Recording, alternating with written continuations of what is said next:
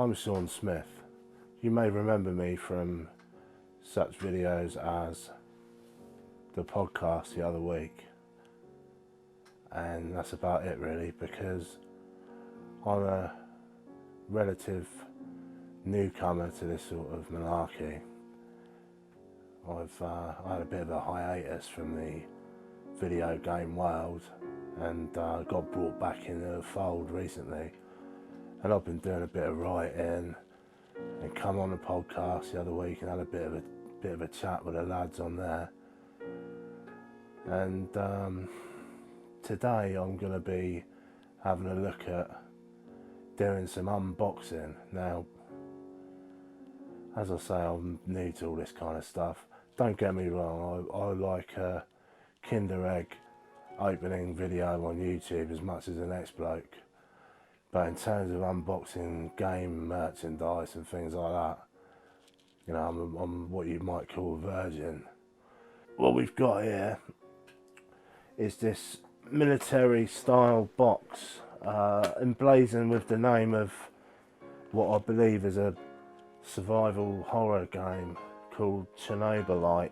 I'll be honest with you, when I was a kid I was terrified of nuclear disaster.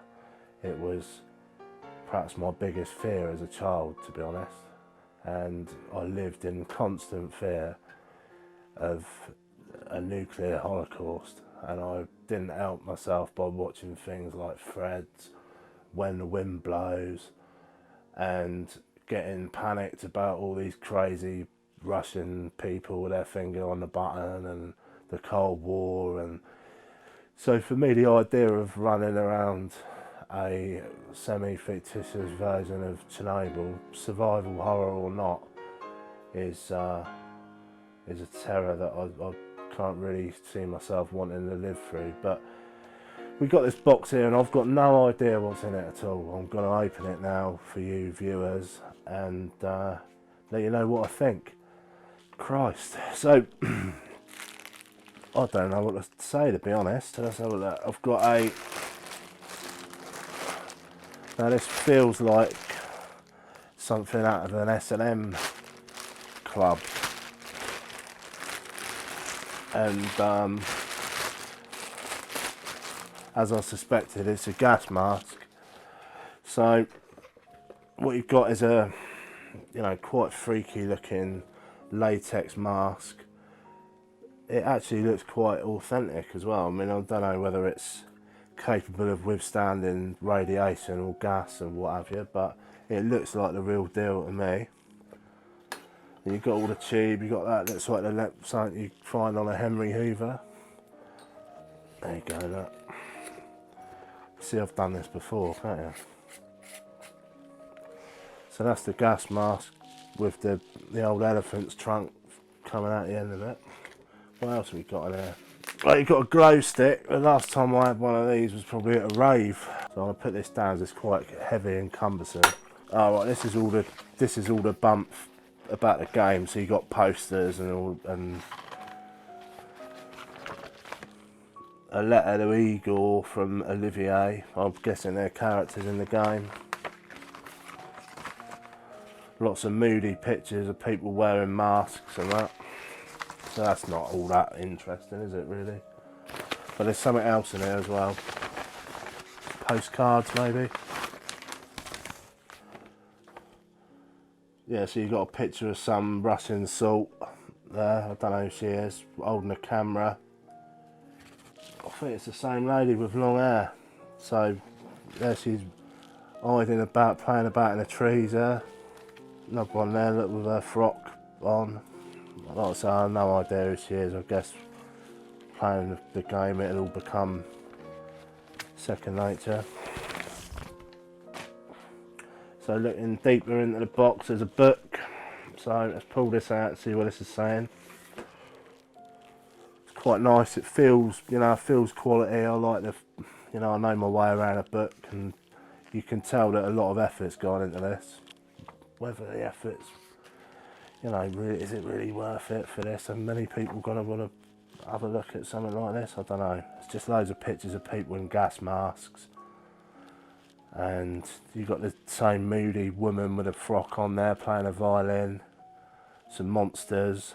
So a bit of a spoiler there. I mean, there probably are monsters in Chernobyl. I've seen the episode of River Monsters, actually, going to digress, where the bloke goes fishing in the cooling tanks at Chernobyl, and there's some pretty hectic giant catfish living in there. Have your arm off.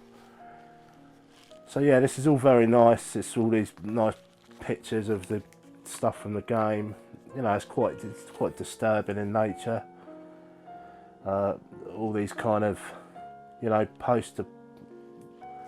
post-apocalyptic, post-nuclear explosion scenes interspersed with, you know, there's a butterfly there, a woman wearing a ballet dancer's costume. So you've got a little display case again with a Chernobylite on the side of it.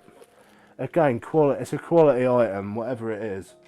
They've put this together, and you know, they go to town, these game people these days, don't they, with all this kind of stuff. Back in my day, you'd be lucky to get a fucking fridge magnet or a couple of postcards in a game, you know. And it's very fragrant. It smells like something that's come out of Lush. Do you remember the old shop Lush with all the soaps and that, and you get caught at the back of your throat just walking past the place?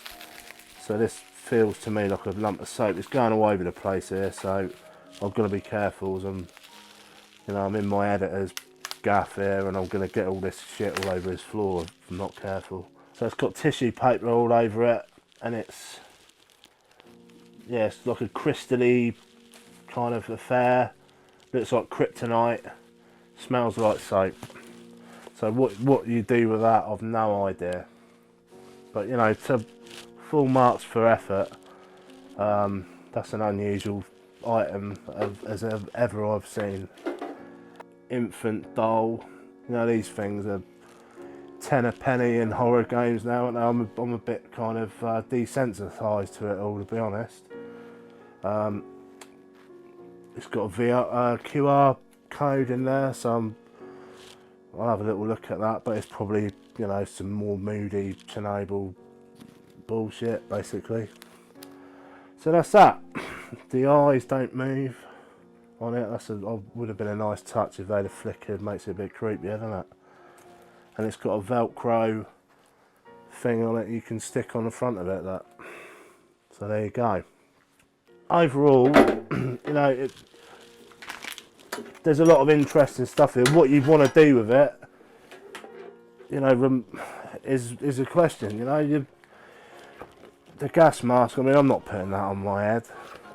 I don't like the feel of it. It's all like jiggly, and smell the latex rubber smell. It's not nice, is it? But you know, for some people, this is right up their alley, isn't it?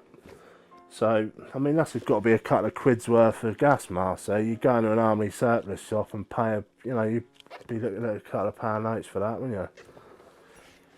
And the box itself, I mean, it's quite. I'm thinking more. I'm getting old now. I'm thinking of more of a practical side of things. I could put all my drill bits and screwdrivers and that in that. So you know, I might keep hold of it for that. So there you go. That's been the unboxing of the Chernobylite merchandise today.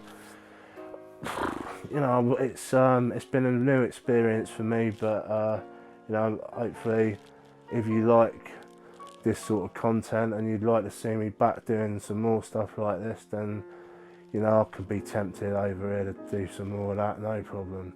So all you've got is a geek viewers and listeners and readers. Thanks very much for tuning in. I've been Sean Smith. Sean Crest out.